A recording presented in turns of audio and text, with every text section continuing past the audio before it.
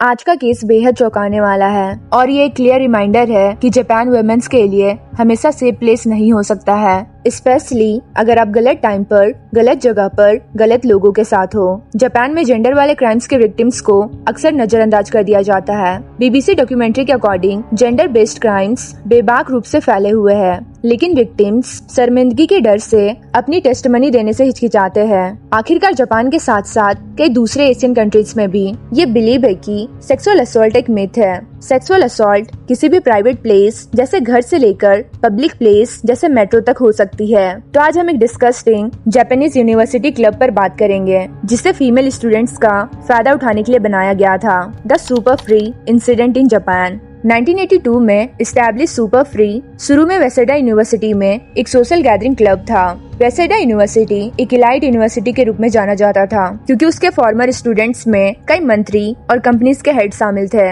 लेकिन इस इंसिडेंट से ये प्रेस्टिजियस इमेज जल्दी खत्म हो गई, या शायद ये एक ऐसा मुद्दा था जो काफी समय से चल रहा था, लेकिन किसी ने भी इसके बारे में बोलने की हिम्मत नहीं की थी। सुपर फ्री सर्कल के एक असॉल्ट सर्कल के रूप में ऑपरेशन का ड्यूरेशन अननोन है। ये कभी स्टूडेंट्स के लिए एक नॉर्मल सोशल गैदरिंग क्लब रहा होगा, लेकिन जब एक स्टूडेंट क्लब का ऑर्गेनाइजर बना तो ये ड्रास्टिकली चेंज हो गया। शिनिचिरो वाडा 1995 में सेकेंड ईयर का स्टूडेंट था जब वो उस गैदरिंग क्लब का हेड बना। तब सुपर फ्री एक ऐसा स्कूल क्लब में बदल गया जो बाकी सभी क्लबों से बिल्कुल अलग था और बेहद नोटोरियस हो गया। शिनिचिरो वाडा ने शुरू में 1993 में टोक्यो चियो यूनिवर्सिटी में एडमिशन लेने का प्लान बनाया था, लेकिन ही एस्पायर्ड फॉर मोर। वो एक एम्बिशियस यंग मैन था।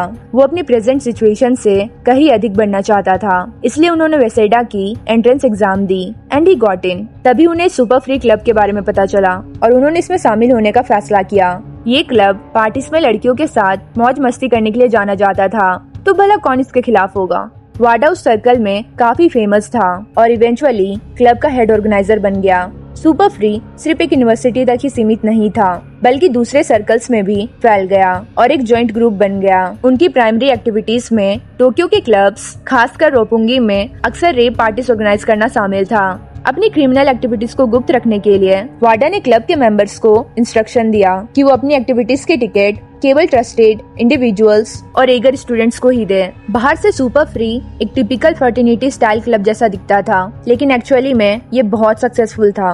क्लब में शामिल मेंबर्स न केवल वेसेडा यूनिवर्सिटी से थे, बल्कि टोक्यो के आसपास के दूसरे प्रेस्टिजियस यूनिवर्सिटी से भी थे। एक रिपोर्ट के अकॉर्डिंग उनकी 5 ब्रांचेस, 30 एम्प्लॉइज और टोक्यो में एक ऑफिस भी थी। उन्होंने जो टिकट डिस्ट्रीब्यूट किया था वो फ्री नहीं थे। बताया जाता है कि उन्होंने एनुअली 10 मिलियन योन कमाए थे, लेकिन पैसा ही उनका ओनली गोल नहीं था। उनका प्राइमरी ऑब्जेक्टिव वुमेन्स थी। सुपर फ्री ने कई यंग स्टूडेंट्स एंड वुमेन्स को अट्रैक्ट किया, specially from less elite universities.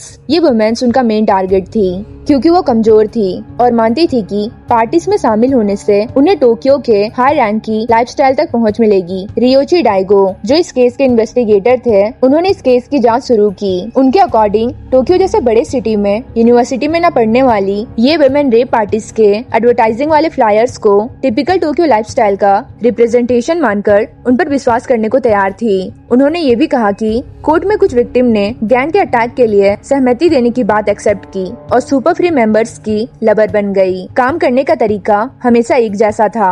सभी गेस्ट और मेंबर्स पहले एक रेप पार्टी के लिए क्लब में इकट्ठा होते हैं। कुछ खास लड़कियों को शराब पिलाकर बाथरूम में ले जाते हैं। लड़कियों को जितना हो सके उतना शराब पीने के लिए एनकरेज करके उन्हें एक्सट्रीम नशे में धुत कर दिया जाता था। जब तक वो रेजिस्ट करने में अनेबल नहीं हो जाती, तब तक उन्हें बाथरूम में ले जाया जाता, जहाँ सुपर फ्री सर्कल के मेंबर्स बारी बारी से उनको सेक्सुअली असॉल्ट करते हैं। गैंग द्वारा किए जाने वाले इस अटैक को न केवल अनुमति दी गई थी, बल्कि वाडा खुद इन्हें इनकरेज करता था। वाडा लड़कियों पर गैंग थ्रू असॉल्ट करने को मेंबर्स के बीच दिखाता था। वाडा ने सुपर फ्री के मेंबर्स से कहा था कि जो लोग इस एक्ट में पार्टिसिपेट नहीं लेंगे वो इस ग्रुप का पार्ट नहीं होंगे।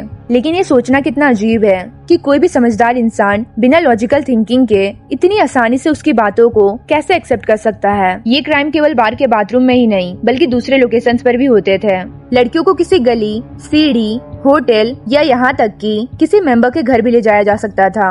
अपराधी सबसे कमजोर और अट्रैक्टिव गर्ल्स को टारगेट करते थे और फिर उनके वोडका में लगभग 90% अल्कोहल मिला देते थे। अगर ये सफिशिएंट नहीं होता या अवेलेबल नहीं होता तो विक्टिम्स को बेहोश करने के लिए ड्रग्स का भी यूज किया जाता था। अक्सर मेंबर्स अपने विक्टिम्स को ब्लैकमेल करने और चुप कराने के लिए असॉल्ट की पिक्चर्स लेते थे। इस टैक्टिक ने उन्हें आसानी से विक्टिम को कंट्रोल करके उनके लिए कहीं भी इस एक्ट की रिपोर्ट करना मुश्किल बना दिया गया था।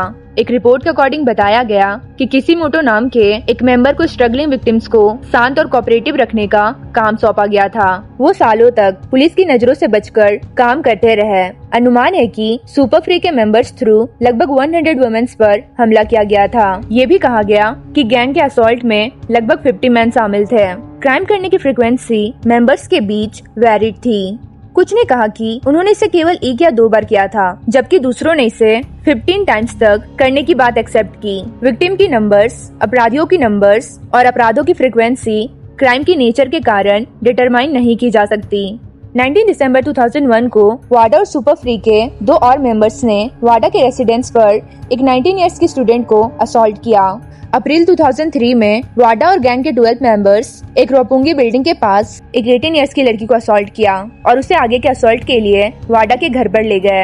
18 मई 2003 को वाडा और 4 मेंबर्स ने एक 20 इयर्स की स्टूडेंट को असॉल्ट किया। मैं इन 3 केसेस के बारे में इसलिए बात कर रही हूँ क्योंकि पॉसिबली 100 से अधिक विक्टिम होने के बावजूद वाडा और सुपर फ्री के केवल 13 मेंबर्स को ही ऊपर बताए गए असॉल्ट के 3 मामलों में गिरफ्तार किया गया था। यहाँ तक कि जब ये रिपोर्ट आखिरकार सामने आई और कई वुमेन्स ने ब्रेवली इसी तरह की रिपोर्ट दर्ज करवाई, तभी उन्होंने रिक्वेस्ट किया कि उनकी कंप्लेंट्स दर्ज ना की जाए। शायद उन्हें लगा कि गिरफ्तार किए गए लोग तो बस आइसबर्ग का एक छोटा सा हिस्सा है और उन्हें डर था कि उन्हें कभी भी ब्लैकमेल किया जा सकता है या बदला लेने के लिए निशाना बनाया जा सकता है।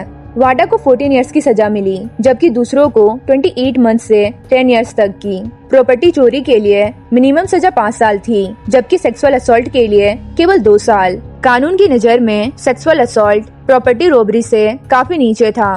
Thank you for watching. Be safe.